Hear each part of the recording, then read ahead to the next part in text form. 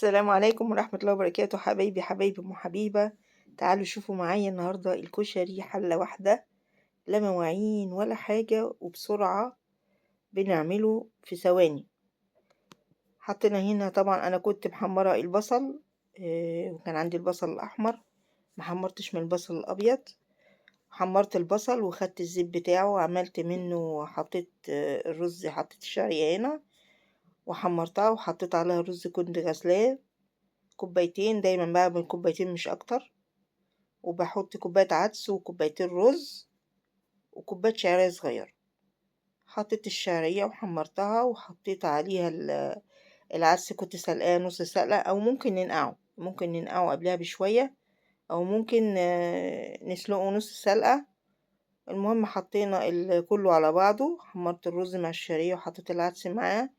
العين اللي والعة جنبيها دي كنت عشان ده اول ما يتشرب بنقله على العين الهادية. خدت البصل لونه كده عشان ده من البصل الاحمر مش من البصل الابيض. خدت شويه بصل من اللي انا عاملاهم حطيتهم في الكشري كده. بجيب شويه عدس اصفر كده، على فكره دول بيدوا طعم جميل جدا جامد جدا في العدس. انا دايما لما اعمله بجيب العدس الاصفر، وانا من هواة اكل العدس الاصفر، بحبه جدا جدا، بحب اضيفه على العدس. يعني الاوقات كتير تلاقيني اعمل رز وعدس اصفر واحطه على الكشري. دي الصلصة أم بصل فص توم بنحمرهم مع بعض، بنحط عليهم الطماطم، بنحط شوية خل. عملنا الصلصة أم بصل. دي بقى الصلصة أم توم لوحديها كده. بحمر التوم برضو، بضرب الطماطم كلها بعملها في الخلاط، وبحط شوية أعمل صلصة بصل وصلصة توم. هنا حطيت التوم هنا في الزيت، طبعا ده كله من الزيت اللي أنا كنت عاملة بيه البصل. بقلي فيه البصل وبستعمله في الكشري كله، ما بستهلكش زيت جديد، لانه بيبقى ليه طعم خاص كده. طعم البصل المقلي في الزيت بيعمل طعم في الزيت حلو، بيخلي طعم الكشري حلو.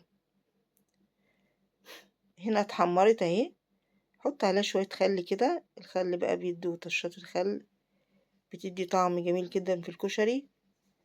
بحط نص الطماطم اللي انا عاملاها وبسبكها، ودي اسمها صلصة الثوم. بعمل صلصة بالبصل وصلصة الثوم. وطبعا كنت عاملة هنا كبدة الفراخ، نزلت الفيديو بتاعها تشوفوه. هنا طبعا الكشري هو طلع حلة واحدة. المكرونة بعملها كان عندي نوع واحد مش نوعين، دايما بعمل الصغيرة مع الاسباجيتي الكبيرة واكسرها. هنا انا عاملة نوع واحد، صلصة بصل صلصة بتوم، كشري، رز، ده دقة وده طحينة. دي الكبدة كنت عاملة الفطير ده النهاردة الحمد لله. كده بالهنا والشفا، اشوفكم على خير، فيديوهات حلوة كتير. يا ريت تتابعوني، اللي عارفني يتابعني يا جماعة، اللي عارفني يتابعني. بحبكم في الله، اختكم محب السلام.